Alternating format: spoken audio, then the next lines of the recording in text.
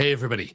This week, I was doing a bunch of original research for the Trust Insights live stream on AI for image generation.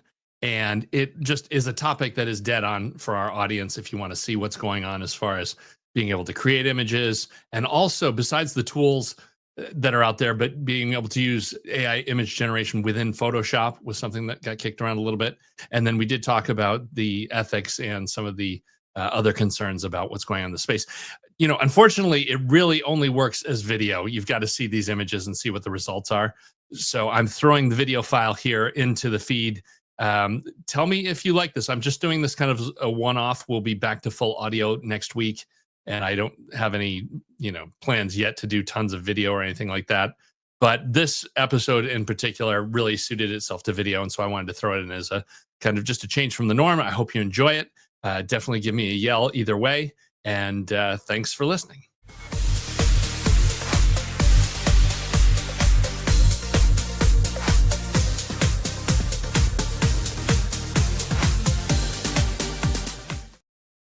Well, hey everyone, happy Thursday. Welcome to So What, the Marketing Analytics and Insights live show.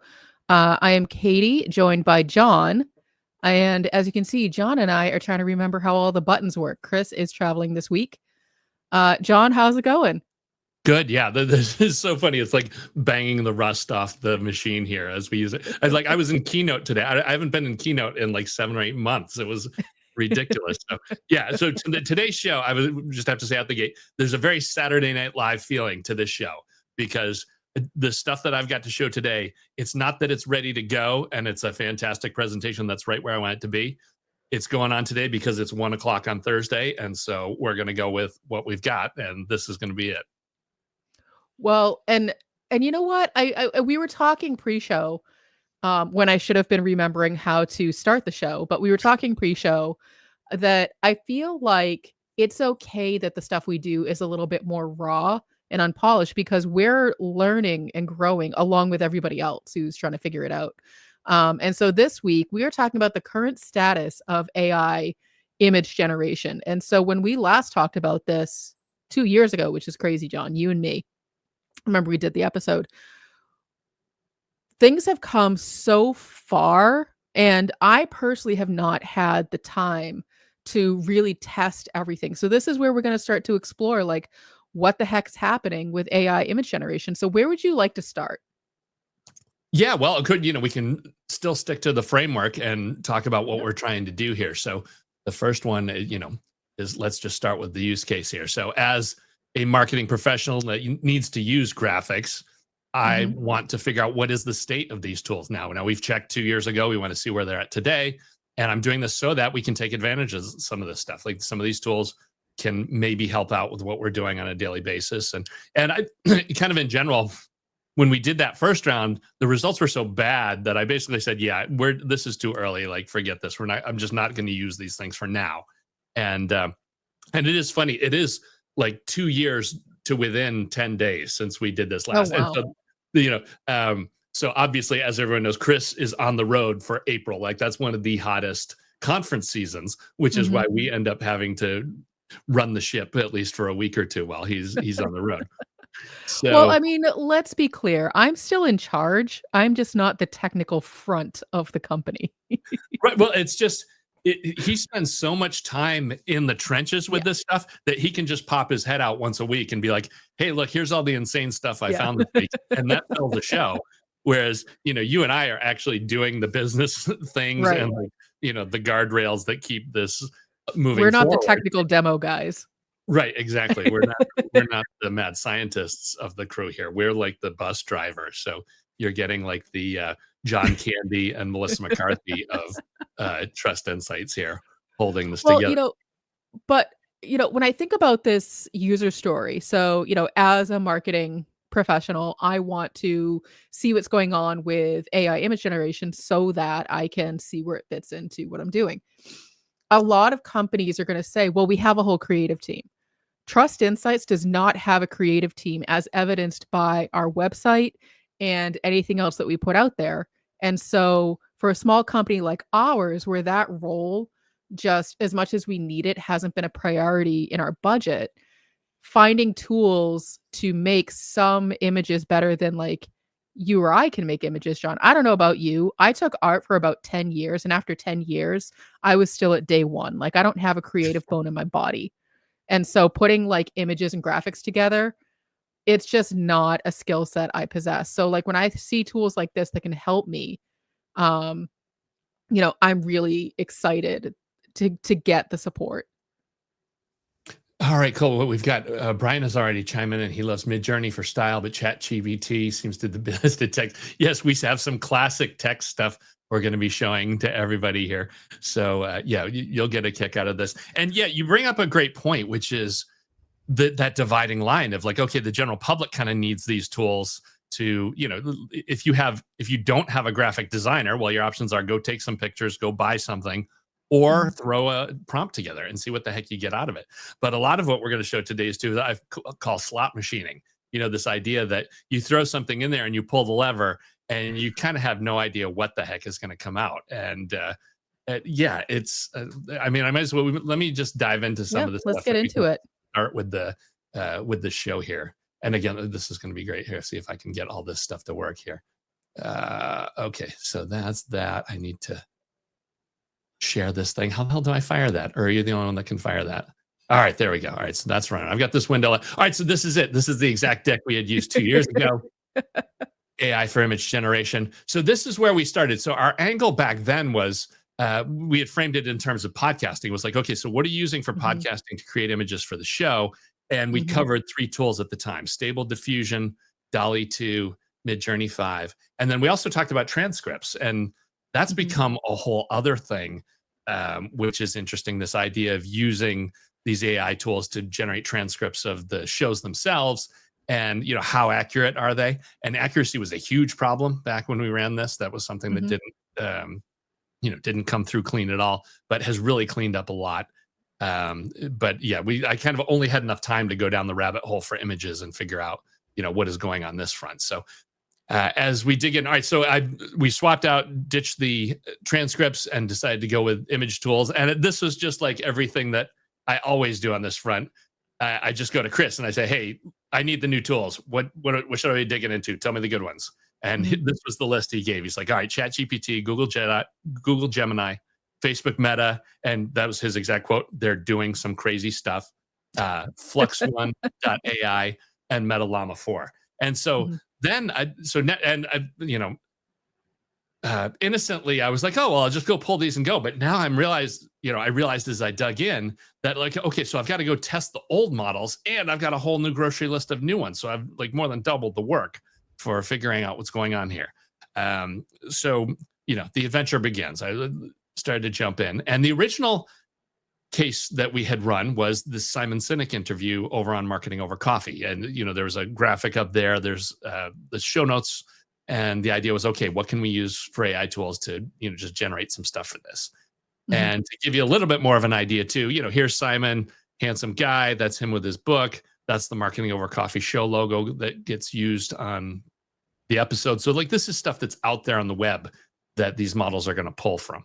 And so we had started with that. And yeah, back at the day, we used Stable Diffusion, which back then it was confusing. Like you couldn't even find it on the web. You had to like go to a secondary website and get there. And it hasn't gotten any better too. Now so Stable Diffusion is now owned by Amazon, and it's baked into a bunch of tools. Like I don't think there is an interface where you can just go to and say, hey, Stable Diffusion, crank me out a picture. Although I Hmm. could be wrong on that, because all these things are all over the place.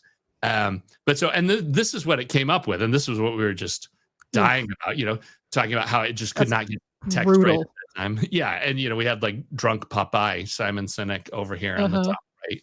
Like, I don't know what was up with that. And basically all the engines came up with similar things. And in the bottom right there, like weird hands, that was still a Yeah. thing all over the place at that time.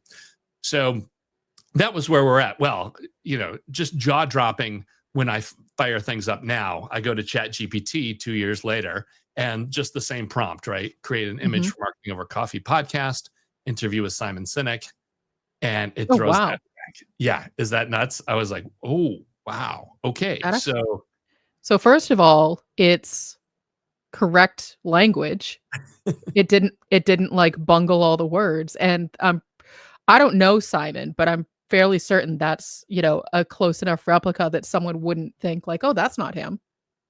Yeah, isn't it? It's like bang on. But then it totally kicked it to another level too, because I was like, all right, so game has totally changed. Like I need to figure out what's going on. But then after it fired the image, this is the next thing it said to me. I said, wow, that's really good. He said, I'm glad you liked it. Would you like variations or a version formatted for social media? And I was like, oh, Yeah, like, whoa, of okay. course I do. Because that was the big beef was 2 years ago, all of them would just crank out like, here's a 100 by 100 image, or here's a 300 by like you had no control over the sizes of them, right? But now for it to just be like, okay, yeah, crank me out a LinkedIn one, crank me out a next version, crank me out an Instagram one. So I was like, okay, Chat GPT is like bringing the A game here. This is a whole new thing. And now as we dig into the, Chat GPT was not doing images. In fact, I'd have to go back and look. Maybe Chat GPT was publicly available, so we could get in there, but images were Oh, not. yeah, ChatGPT was publicly available, but at that time, 2 years ago, it wasn't doing image generation, and so it's only and I apologize if I'm misquoting the timelines, but it feels like it was only within the past few months that you could do image generation easily within the ChatGPT interface without being sent somewhere else.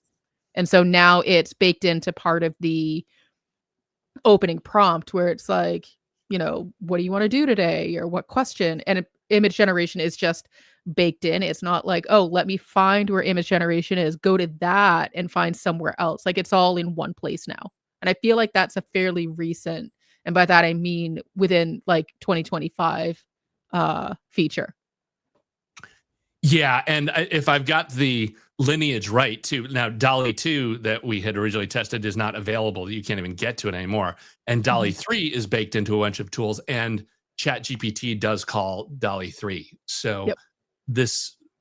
it sort of looks like where it goes. But that brings up another point along the way that was just crazy to deal with all of these things is all of them have different kinds of paywalls and gates, and they're tied to other people. Like there were a number of services where it's connecting to our Trust Insights business account. So I wasn't really clear on which ones are free and which ones are we getting some tokens because we're already paying for the Google stuff. Right. And getting into the meta stuff, we'll talk about that. That was a whole different road to go down and get lost on. But so that was Chat GPT, kind of coming out of the gate and really surprising me as far as kind of what can be done and where it could go. So Google Gemini was the next stop on the list, right? Like, where is this going to go and what's going to happen with this? And this is where I ended up with that. I was just like, all right, what have you got? And it's like, well, sorry, not working today. And, it sat overnight and still did not even come up with anything. And so it's basically broken. And that was something that I ran into. That's why I was like, all right, I got to do screenshots of this stuff because I don't want to be sitting here and having prompts Waiting. tank on me or not going. So Midjourney, looking back, so this is another thing. When we were looking at Midjourney, it didn't even have a web interface. Like you had to go to Discord. And That's right. I forgot about that. right, is that nuts? It was totally, blocked from the rest of the world. That this was the only way to get over to it. Well, so this time I go in and run, and it had done a good job as far as coming up with some stuff. It's still the words were messed up, but at least, I don't know. He looks a little bit more like Simon Sinek. It's still not him, obviously, but at least it was closer to the mark. But then I got in, I was like, oh, okay, no, memberships start at $10 a month. And I was like, okay, ChatGPT is doing fine for free, or at least on the Trust Insights version of whatever the heck paid is. And so I'm not going to cough up $10 to figure out what it can do. So maybe it is better than all the other stuff out there, but I was not about to go down that route. I did have another interesting thing. So when we were testing that out, Chris had a prompt. He was like, hey, fire it against these styles of art, see what would happen. Okay, Gil Elvgren does these kind of 1950s pulp fiction kind of Mad Men-ish. Yeah, totally Mad Men, thing. And so this is what it'd come up with for Christopher and I drinking coffee in a bar. And I totally see the resemblance. I know, isn't it? Yeah, exactly. Like which is Chris, which is me. I mean, it's man, you must think it's like looking in a mirror. So the thing was, okay, what's happened in 2 years? Where do we go with this? What's gone? And interestingly enough, again, as we ran this through, it was like, oh, okay, same prompt. Here's Mhm. Christopher S. Penn, John J. Wall in a bar drinking coffee by Gil Elvgren. And even this summary that comes back, wow, that's a fun and imaginative prompt. Christopher S. Penn and John J. Wall, known for their work in marketing and podcasting, styled in a scene by Gil Elvgren, famous pinup artist. And so it even asks, hey, do you want us to come up with a general image or do you want to upload a photo? And so Mhm. that I did. This was a whole change, of actually giving it what it wanted to look like. So, and this is Mhm. a shot from a good 10 years ago. I was gonna say, look at the babies. Yes, exactly. Baby faces. This was, we were talking with David Meerman Scott a long time ago. But it did tank initially too. It was like, okay, a lot of people are creating images, so it's going to have to sit. And I Mhm. don't think it was overnight, but I did have to come back a couple of hours later. But the, final output of that, Oh, wow. I which, mean, it looks like neither of you, but it looks more like you than it did 2 years ago. right, exactly. My thought was, um, it's way better than anything else that had come out previously, and yet Mhm. it's still horrible. Uh-huh. Like, it's definitely not us, but it is a lot No. and the other kind of interesting thing with that was that it didn't get as close on the stylistic side of it. Like, these candelabras are definitely not 1950s, going on. But, Mhm. that was at least interesting that, the current tools now are way ahead of what Mhm. we had 2 years ago. So, I mean, at least has a passing resemblance to us.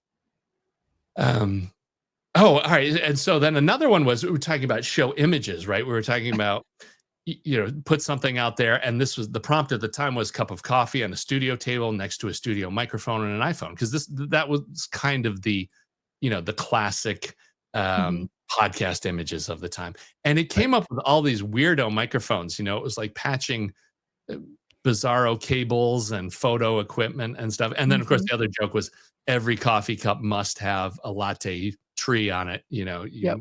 have to have that. Um, but overall, it was pretty close. Well, it was the same deal. We ran that through, and right out of the gate, they come up with something that's pretty much dead on. Mhm. Less complicated, but none of the weird artifacts or bizarreness. It was a lot closer What to.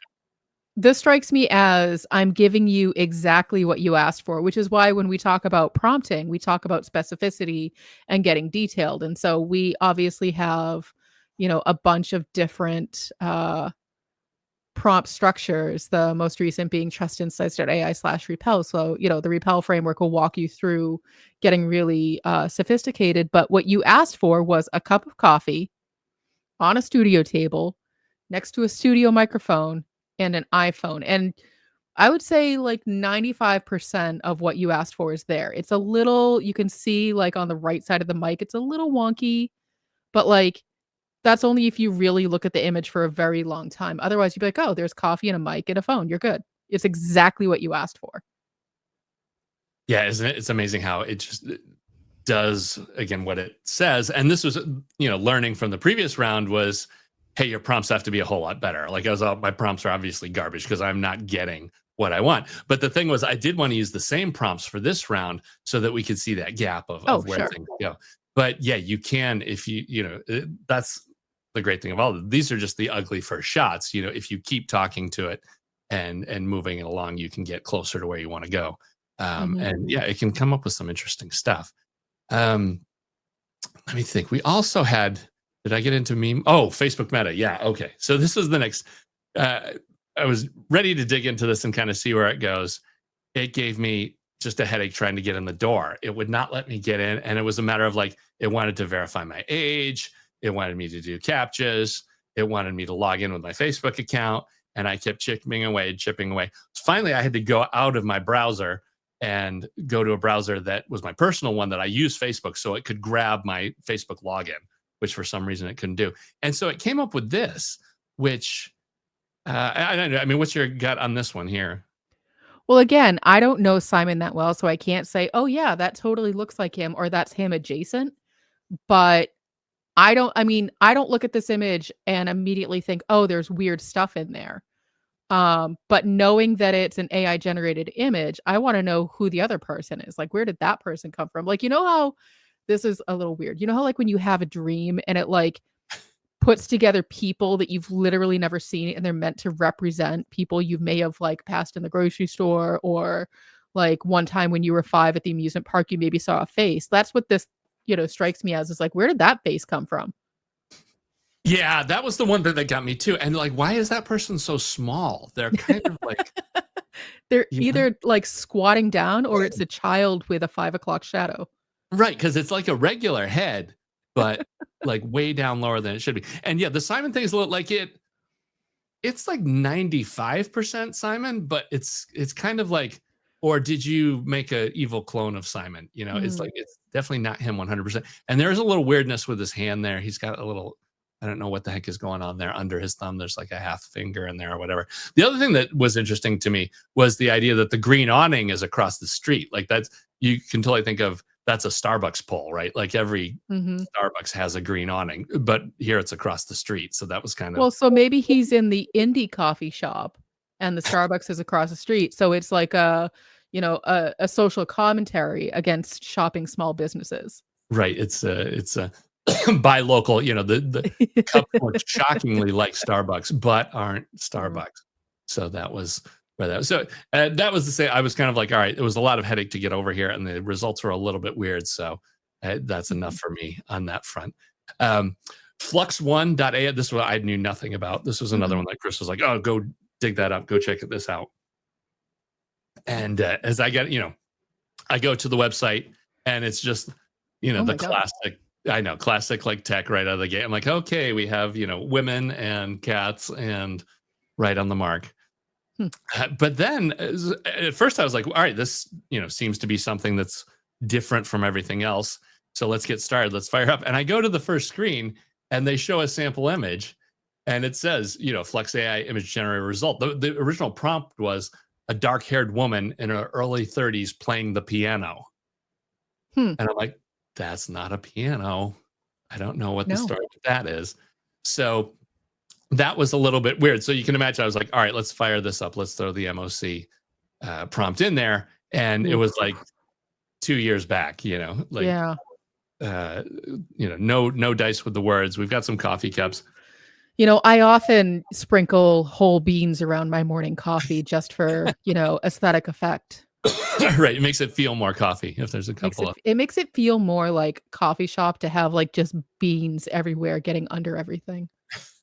And this is another interesting one too. I've noticed on a couple of tools having the watermark on the Mm. image, like, hey, we're taking all this stolen stuff, but now this is ours. We're defending this. So here's a watermark because we Mhm. wouldn't want people just willy nilly grabbing images and doing stuff with it on the internet. That would be Well, horrible. but, it's the old school, business model where, like Getty Images or something like that, like, if you wanna do it for free, you have to deal with the watermark, but if you want that watermark out of there, pay up. Isn't it? Yeah. Well, you're a marketer when you go out to a restaurant or a hotel somewhere and you're like, wait a minute, that's a Getty image. I see the Uh-huh. watermark on that. Like, Like, "Oh, I've seen that laptop coffee cup, notebook before." right, right. That ethnically diverse group huddled around the laptop in the conference room. Oh my god. That's Yep. that's how that Alright, works. so Flux 1 is stuck a couple years behind.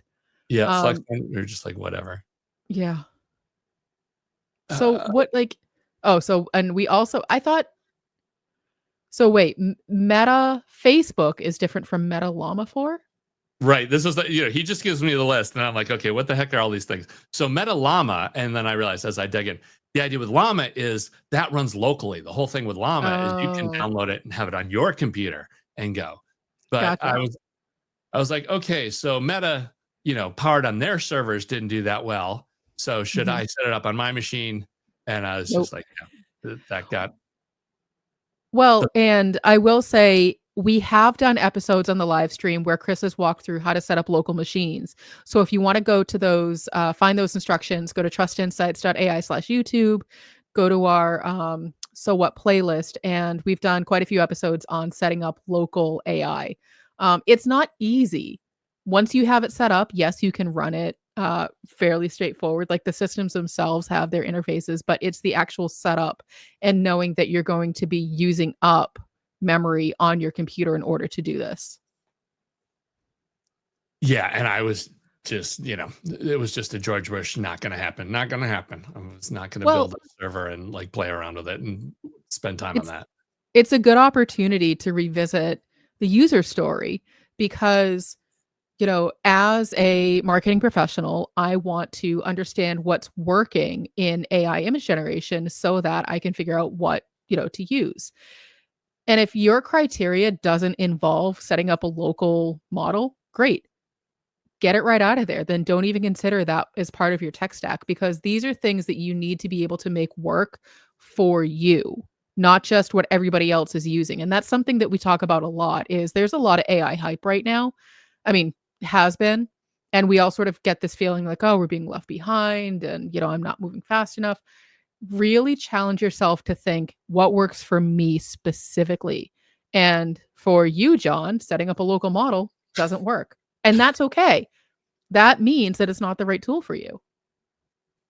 Yes, that was where I was going to dodge that bullet there. It's Brian just brought up a point. I'd heard about this Midjourney print magazine. I have not checked it out myself though, so I'll throw that out there if anybody wants to dig into that. The idea that you get a print magazine and it has the images and the prompts, so you can get ideas on what kind of prompts that you should be writing and give you some guidance on that front. So thanks for that, Brian. We'll throw that out there. All right. Know your memes. Now there's been a lot of stuff with image generation and memes, so we wanted to get that out. The first one was the one that I ran yesterday, which was a reminder that it's gonna be May, and I was definitely underwhelmed by this one when I put that in there. I was expecting something a little more NSYNC-ish. So obviously I know the original meme, but I don't know what it means in this context. So, I mean, this is all a surprise to me as it is for hopefully a lot of our viewers. Like this is all new information for me.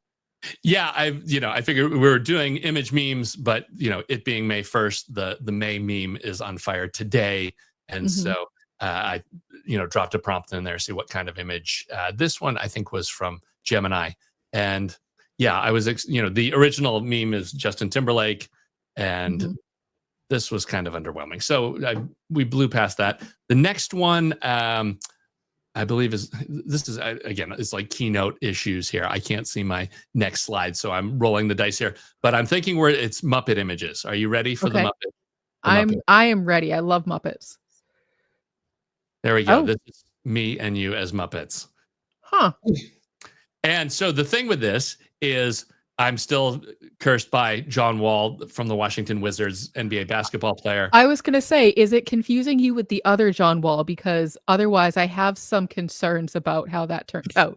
Right, exactly where this is. No, so basically the idea is that 50 billion John Wall basketball photos are out there, and so that has outweighed everything else, in the world out there, and so you and I have been dragged into the NBA, and I was so gonna say, I couldn't understand the basketball connection, but now it makes more sense. yeah, that's there. And now I was actually, what do we have? We're not bad for time. I was thinking about trying to clean this up and run it again. I don't know. Do you want me to try and I run would that say, prompt? yeah, if so, I can sort of talk through what it is that you're doing. If you wanna get that set up, I would give it our headshots if you have those handy, Okay. because otherwise it thinks that you're an NBA player, which, I mean, you might have really good skills, and so here I am rambling to give you time to get this set up on the back end. So go ahead and be doing that. All right. Um, and then because by association, it didn't bother to try to figure out who I was. It just said, "Oh, well, if John Wall is an NBA player, then Katie Robert must be part of the NBA as well and a commentator." And so, like, in terms of me as a Muppet, this if I gave it a picture of me with curly hair and a sunburn, maybe, but otherwise, I don't think, this is, you know, accurate. So, I'm seeing your mouse move around a lot, John. Is it something we should skip and come back to? Well, no, here I've thrown in the prompt, Oh, okay. and in fact, all right, if we want to go live here, I have to Yeah, let's go can I live switch this. Now, all right, I have to remove that, and then let and me present a different screen. add a different file. Uh, But so, again, this goes back to good prompting, and it's not just about good prompting, it's about giving enough background information in order to get what it is that you're actually looking for. So if you oh, there's there's us. Um, I think that was from Marketing Profs. Oh no, was this past year? Yeah, that was Prof's. 2024. And so it's not enough just to give it a prompt. If you want to give it more context and get more accurate results, give it background information. So if for some reason, you're going through this whole, my team has to be Muppets, maybe give it some images of Muppets, give it a lot of different versions of pictures of people on your team, and then give it the prompt. And that's going to get you better results overall. But just saying, here's my name, turn me into a prompt. Turn me into a Muppet is not a strong enough prompt. And you can see that's what happens because, no offense to you, John J. Wall, but John Wall, the basketball player, is much more famous than you. So clearly that's what it found first because you gave it no context to say, I'm looking for John J. Wall, the podcaster, not John Wall, the NBA player. All right. So it's grinding and running. I can smell the smoke here as this is doing its thing. Oh, wait.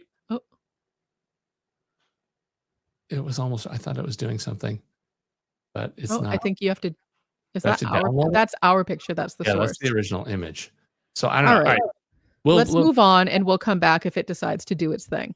Yeah, exactly. Let me remove this one here. Stop screen.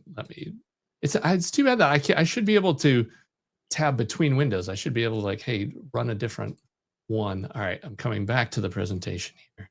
So what we can do in the post show when we put this up on the website and everything is we can also share some of the pictures that we didn't get to show. So if the Gemini prompt actually goes through, we can show that version as well in the post show notes.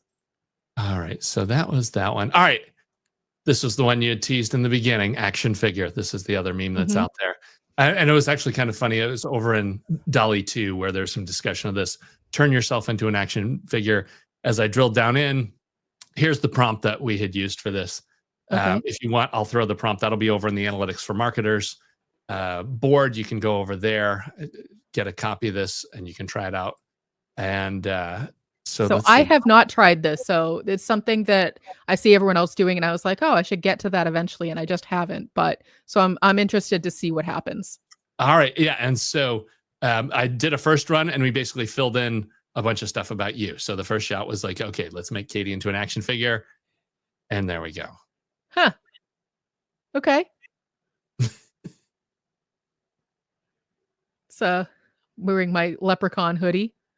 I said hoodie, and then I think I said something about St. Patrick's Day theme. So gotcha. It's kind of weird, a green mask. We got the dog. Putting data on the coffee cup, that was not, I just said coffee cup, and it threw data on there. So that was pretty interesting. I was surprised with that. I feel like perhaps, and maybe, can you go back a slide to the prompt? Yeah. To the slide before that. Oh. So you see this Ryan Allen, and so it looks a little bit more 3D than the one that it came up with for me. But what I wanted to see was how detailed the face was, or if it was still very cartoonish. Because I look at this, I'm like, well, that just kind of looks like a color form versus an action figure. Yeah, so that's a great point, because I thought the same thing. I was like, that really looks cartoony. It barely looks real. So we go back and fired up another prompt here. I was like, okay, let me put all of my stuff in there. And the big thing was I switched it to more of a Kenner Star Wars action figure and make the figure more muscular, to see what it could come up with. Oh, sure. You get all the good details. That's fine. Here's...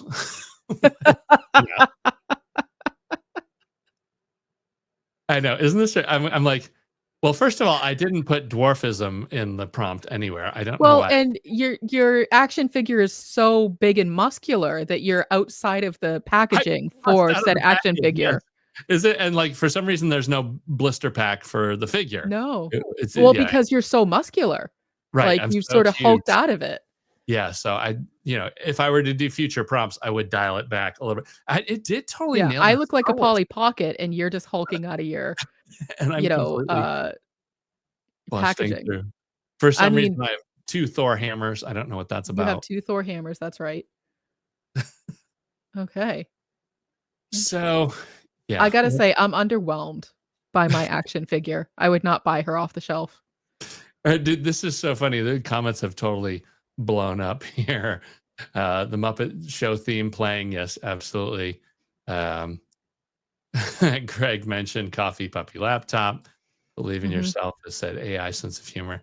So yeah, so that was the action figure meme. I don't know. It's a little bit creepy and weird as far as I'm concerned, but Yeah. that I was think, you could I'm gonna try it and see if I can get a better version.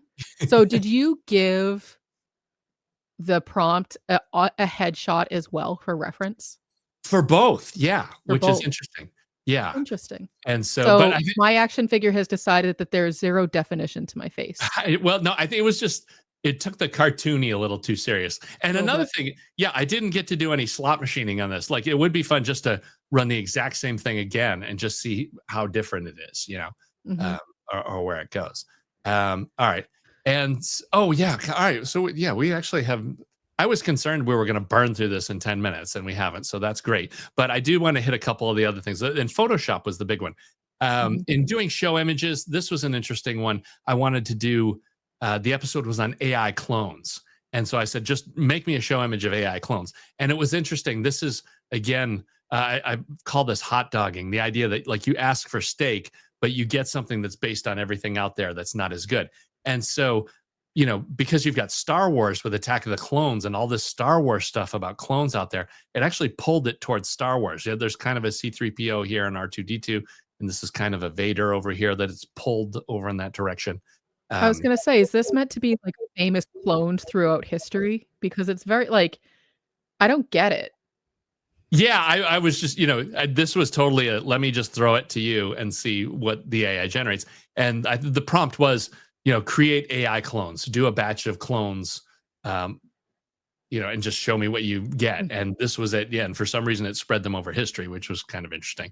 yeah. But that's where it got. And then I wanted to lead this as transition to talk about Photoshop because all Mhm. these other things are freestanding tools, but Photoshop has a bunch of stuff baked in, and there's other tools that have this image generation baked right into the product. And I Mhm. wanted to throw this one out here. This is Tom Webster from our interview with him, and I wanted to lead with the result first. What do you think about this, Katie? Does this You work? know, again, it's I know Tom Webster well enough that I would look at this and not instantly think AI generated. I would think it looked close enough, like, I wouldn't, because here's the thing, like, with all of these images, with anything we put out there, the content, the social, as much as we wanna think people are, like, studying it and cherishing it, these are not works of art. People are giving it maybe a 2-second glance and then moving on. They're giving it a longer glance if something is apparently wrong with it or sticks out or there's an anomaly, but there's nothing really anomalous about this. It looks enough like Tom Webster that I would look at this and go, "Oh, Tom Webster," and then move on with my day. Yeah, it actually is Tom Webster. So this is the Oh, headshot that good. we've used for the episode. So you've got that now. The big thing is I get these images all the time. I get regular headshots, and this one is better than average for Tom because it's got most of him. Some are literally just ahead, and I'm like, okay, how the heck do I Right. make just ahead into a 820 wide magazine format shot? Yeah. And so this is something that Photoshop does pretty well. If you give them I give them the Tom image, and then I'm able to just say, okay, extend the background based on the original shot, and this is what it comes up with. I'm Which is guessing it does it pretty well because that's what the software was meant to do in general. So it's not like you're bringing it to an AI image generator that doesn't do this. Like, Photoshop is meant to do this manually or with AI. So I'm not surprised. Like, you can see, like, maybe the background, like, you could see if someone did like a rack focus where it's like focused on Tom, the background is meant to be blurry. It looks like it could be a regular photograph. You wouldn't first immediately go, "Oh, must be AI." yeah, right. It does cross over enough that like your first inclination is not, oh, that's fake. Like Mhm. you're just like, okay, that looks pretty decent. To give a couple of, so this is Mari Smith. same Mhm. deal, just the shot of her with the chair. And this looks like it could be a hotel lobby or something. I mean, this is believable. Yeah. Um, could run with that. And Kazi Bruno here. This one was interesting. I had run it and it was just got too busy. And so I used a little vignetting and, brightened up her original shot Mhm. so that she's still focused. But yeah, these are all good. And all of these are still, you're dealing with slot machining. It'll give you three that come out the door, and usually one of them is horrible. It just doesn't work at all. And you Mhm. can usually get one or two that are on the mark. And same deal, you can refine your prompts and get closer if you want to go. Um, but then, like for pure image generation, like it's still not that solid. We had a show where mariachis came up for some reason, Uh-huh. and like that's mariachis is a recurring theme. Sangria is a recurring theme on the show. But when you drill in close, like those don't look. Those are like It's nightmare like a mariachi. nightmare. Yeah, that's like a little bit weird. So the kind of pure AI, it's still not there for getting that together. But Um, again, it goes back to the more, and this is true of text-based prompting and image prompting, the more background information you can give it, the more research you've done already, the more data you can provide, the better the results are gonna be. But asking it to create something from scratch, to your point, is slot machining. This is and I don't know about Photoshop in the last 3 or 4 months, but the few times I've dug in, like it's just not there with faces. It just cannot yeah. make a face that works. Right. If you want an intelligent fill or a background or something pulled out, yeah, it works great. But yeah, I've been struggling with that. I actually had. Oh, well, let's just see if our Muppet. Let me see if anything came up on the Muppet side there. Yeah, it's choked on the Muppet. I don't know what's Hmm. wrong with. Although let me download that, just make sure that yeah, no, the download is still us. So it just can't handle us as Muppets, unfortunately. I think that's where we're at on that. But I did want to take a couple seconds too. Ethics and compliance have kind of come up. I mean, one thing for me was just uh, rampant theft. People Mhm. these machines grinding out stuff that are trademarked images or people, and modifying images without consent. Teams that could use stuff to change images or do things they shouldn't be doing with images. And you as organizational behavior expert, this was where I wanted to at least get some of your opinions on where you think this stuff is going and what needs to be watched and where are we at today. Well, you know what's interesting, and this is something that I say with Chris a lot on the podcast and in other contexts, is new tech doesn't solve old problems. If anything, it just highlights existing problems and magnifies them. And so, art theft and modifying images without consent, that's not an AI problem. It's just a problem that's been exacerbated by AI and puts more of a spotlight on it because things are being generated more rapidly. But, I mean, think about, someone, a famous Van Gogh painting, like, Starry Night, or, like his sunflower, something like that. There's no shortage of people who have made replicas of that and passed them off as originals or close enough to try to make a quick buck off of it. Or, there's you have the brands that are on like Amazon or Etsy, they're knockoffs of small businesses that the small business has to go out and find in order to see, hey, you were selling my thing. It's not proper trademark. Like, this is not, I guess my point is, this is not an AI specific issue. The theft and the modifying the images. It's an issue in general with content creation, image generation. AI just makes it happen faster or sometimes harder to spot. And so, it goes back to making sure you have a clear user story. Why am I using image generation in the first place? But then also digging deeper into the 5 Ps: purpose, people, process, platform, performance, and your risk mitigation. So with AI in general, without getting too deep into, the compliance, you need to be willing to accept a certain amount of risk with whatever is generated with AI so that you can say, AI created this thing. I stand behind it. I'm putting it out into the public now because now it's not just AI generated. My name is on it as well as someone who is endorsing this thing. And so with image generation, you're saying, okay, AI created this thing, but now my name is under it. So if it's copyright infringement, if it's, just a straight up, rip off of something, I've done my due diligence and I'm okay with that. And so the technology, this is going to sound a little convoluted, but the technology is not responsible for not ripping off images.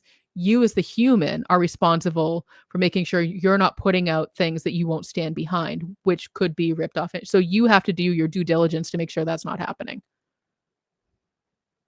That sounds good. I think one other upcoming meme, believe in yourself, said, "May the fourth be with you." That is another one coming down the pipe for Star Wars fans. Yeah, good artist copy, great artist steal. This is true. The only other one was as far as compliance. Is there anything that you're concerned with as far as the slot machining? The fact that do you make this your process and it's just you just say, okay, try 10 times and hopefully you get something good, or is that that just kind of gives me an instant angst when I look at process like that. Well, again, it goes back to making sure that you are being specific enough in your prompting and giving enough background information so that you're not saying something as simple as generate, a tree with a squirrel and then just sort of like crossing your fingers and hoping for the best. You need to say, I specifically want an oak tree that is, in the late summer sun in fall in New England with a squirrel that's gray and, like whatever the details are. Because if you're leaving it up to AI to make those decisions, great, you get what you pay for. It's going to look kind of crappy. If you want something more specific, that's where, that built into your process. And so again, I keep harping on do your, due diligence, do your requirements ahead of time. This is why, because if you leave it up to chance and just say, oh, this is what AI came up with, like it's going to be crappy. All right. Yeah, when it comes to leaving it to chance, I think that pretty much wraps up that deck. We've rolled the dice and got some interesting stuff.